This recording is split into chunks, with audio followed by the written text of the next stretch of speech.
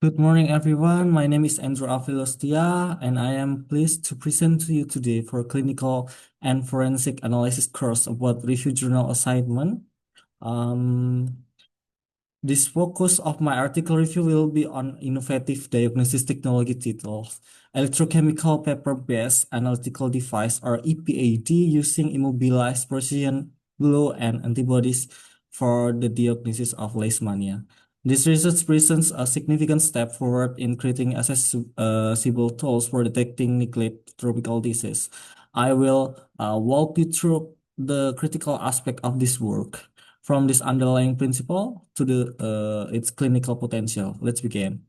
Okay, this is the first show in this journal. The research was published in ACS Omega in 2025, a reputable open access journal from the American Chemical Society.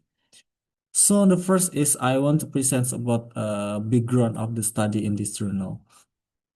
The need for the research is rooted in a significant global health challenge like leishmania. As you can see, this is a very serious neglect tropical disease caused by a parasite and transmitted by sand flies, leading to up to 1 million new cases every year. Currently, the diagnosis relies on methods like ELISA and Western blot and biochemical characteristics like isoenzyme. While effective, they come with major drawbacks, which are like here, they are time-consuming, expensive, and centralized in specialized laboratories. These create critical problems. The disease is more prevalent in remote and economical disadvantaged regions, exactly the place less equipped with the resources and infrastructure need for this conventional tests. This gap between the location of this disease and the location of the diagnostic is the central problem that the author aim to solve. Their goal was to develop a tool that is fast, affordable, and usable directly at the point of care. Next, to address the critical gap, the author identified an urgent need for new diagnosis tools that are not only effective but also fast, feasibility, and low cost. The field of biosensor and specifically electrochemical immunosensor has emerged as an excellent solution. As you can see, this technology has a proven track record, having been successfully applied to diagnosis a wide range of infectious disease from hepatitis and HIV to SARS-CoV-2. The advantages are clear. They offer portability, miniaturization, and excellent in sensitivity or selectivity. This brings us to the core innovation of this paper, the electrochemical paper-based analytical device or APAD. This approach is a game changer because it masterfully combines the high sensitivity of electrochemistry with the supreme practicality of paper. Paper is the key enable here. It's disposable, has incredibly low production costs, and serve as an effective platform for immobilizing the biological molecule need for detection. This makes the EPAD uniquely suited for on-site monitoring and field application, directly answering the challenge for we saw on the previous slide. The next slide is about principle and methods. Now let's look at the INIS working principle and the key material behind the EPAD. The core of its design is a sandwich type assembly, a highly specific method for detecting the target antigen. The process starts by preparing the paper platform. The capture antibody specific to leishmania are immobilized onto the activate paper surface, and remaining reactive sites are blocked with BSA to prevent false signal. When a sample is applied, one of two things happens as illustrated in here. In a negative sample, the target is absent. Nothing binds, so no sandwich is formed. In a positive sample, the target peptide binds specifically to the capture antibody. The final step is to complete the sandwich detection antibodies, which are conjugate with the enzyme horse radish peroxidase, or HRP, are added. They bind to the capture target, forming the complete complex. This entire process relies on a carefully select set of material. The foundation is quantitative filter paper and screen print electrodes. The key chemical player are Prussian blue, which act as a redox mediator to amplify the electrical signal, and hydrogen peroxide, which is the substrate for the HRP enzymes. Detection hinge on the specific interaction between the synthetic target peptide and the two type of antibodies. New good idea of this setup is that the presence or absence of the Leishmania target directly determines whether the sandwich forms, which we can then read as an electrical signal.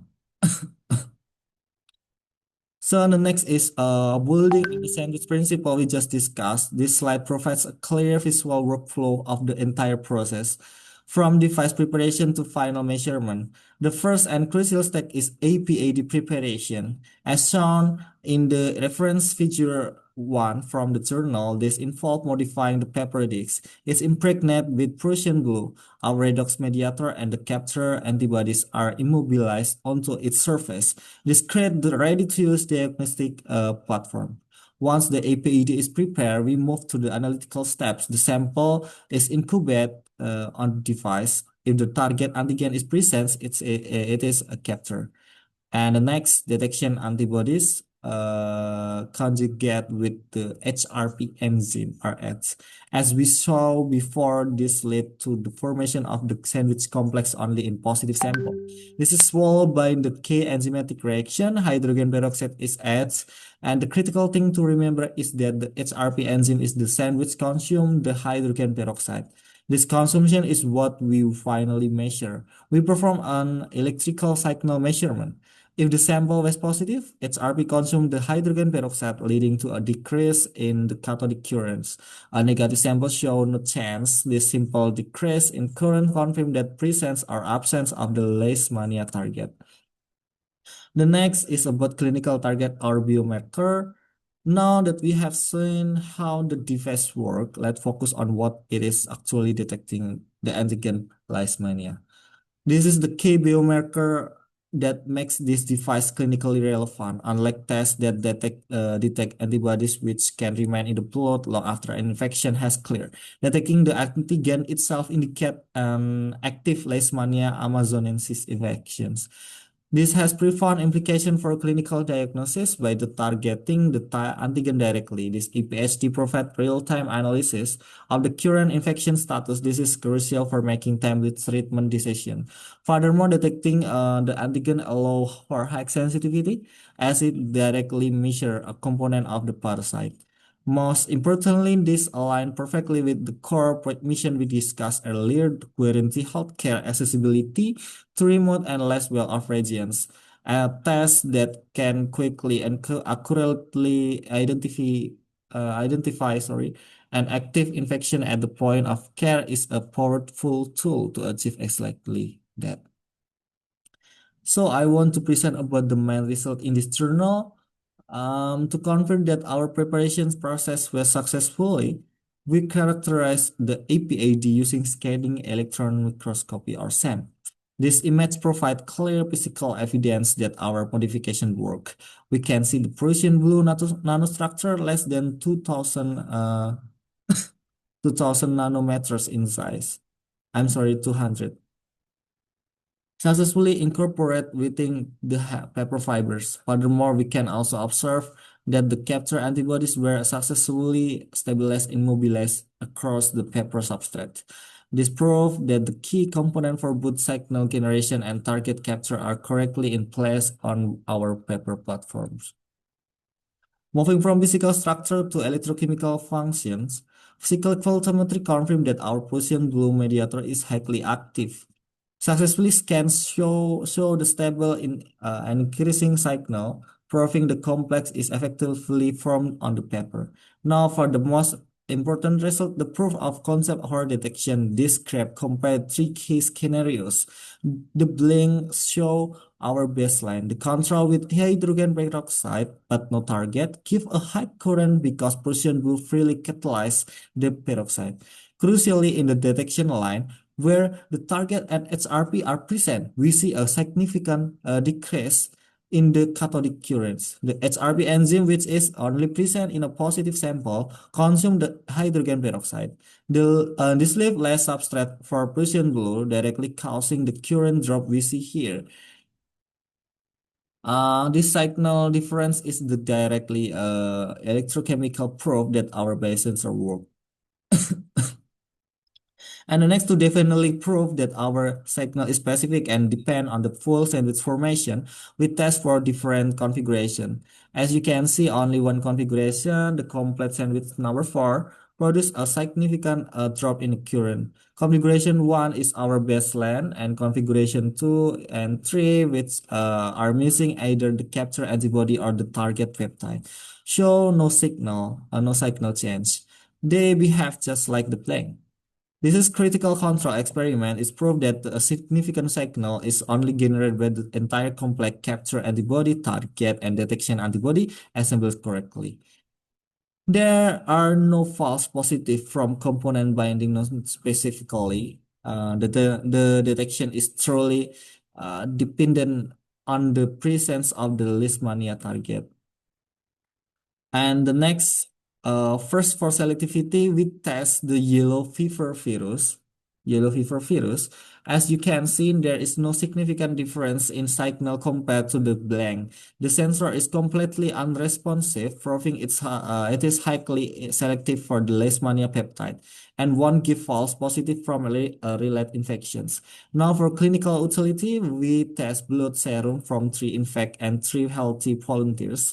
The results show a clear differentiation between infect and non-infect individuals. All 3 positive samples show the characteristic current drop, while all negative samples did not the successfully applications. To human sample with high accuracy in this initial test confirm the device reward potential as a reliable diagnostic tool. And to summarize the key performance metric, the data demonstrate that this APAD is not just a concept but a highly robust diagnostic tool. It shows excellent reproducibility with a low 5.12% variation between sensors. Its high selectivity is confirmed, showing no reaction to yellow fever virus. Most importantly, it achieved high clinical accuracy, perfectly distinguishing between positive and negative patient sample, which was validated against the gold standard PCR. Combined with its rapid analysis, statistically significance, this result firmly confirmed that the EPAD is reliable, specific, and practical tool perfectly suited for point of care testing in this field. And next is I want to present about critical analysis. The critical analysis balances the significant advantage of the PAD against its current limitation to provide a realistic outlook. On one hand, the advantages are compelling. It's a very low cost, fast, highly specific, and easy to use. This makes it highly realistic for deployment as a rapid screening tool in remote areas. However, the study also revealed important limitation. The test is currently only qualitative. It was validated on a very small sample size, and there is not potential for false positive. Therefore, while its potential for point-of-care screening is undeniable, this limitation means that for now it is best suited for initial screening in the field, and positive result will likely require confirmation with more stabilized method like PCR in a central lab. Further validation with large studies is the essential next step. The next is potential clinical analysis. Based on its proven performance, let's discuss where this EPAD could be implemented and what the future holds. For implementation, its greatest potential lies in point-of-care testing in remote clinics, bringing diagnosis directly to the most affected communities. It could also be used in district clinical laboratories as an affordable alternative to ELISA and even in referral hospitals for pediatric and emergency department. Looking ahead for future development should focus on 3 case areas. First, technology development, such as making the sensor quantitative or enabling it to detect multiple diseases at once. Second, more extensive clinical validations with hundreds of samples from different regions is essential. And finally, addressing regulatory and manufacturing aspect to ensure it can be produced reliably and approved for widespread clinical use. This roadmap ensures that technology can evolve from a promising prototype into a mainstream diagnostic tools. And the last is about conclusions. In conclusion, this research has successfully developed a portable, low-cost, paper-based electrochemical device for the rapid detection of leishmania. The innovation lies in its clever design, which uses Prussian blue and specific antibodies immobilized on paper combined with unmodified electrodes. This approach demonstrates excellent reproducibility and high selectivity in tests. Most importantly, this APAD is not just a lab prototype, it is a highly promising point of care tool. It has the direct potential to deliver reliable diagnosis to underserved population, finally addressing the critical gap in accessibility for this neglect disease. And this is from reference from my journal. And the this concludes my presentation on this electrochemical paper-based device for leishmania diagnosis. Thank you for your attention.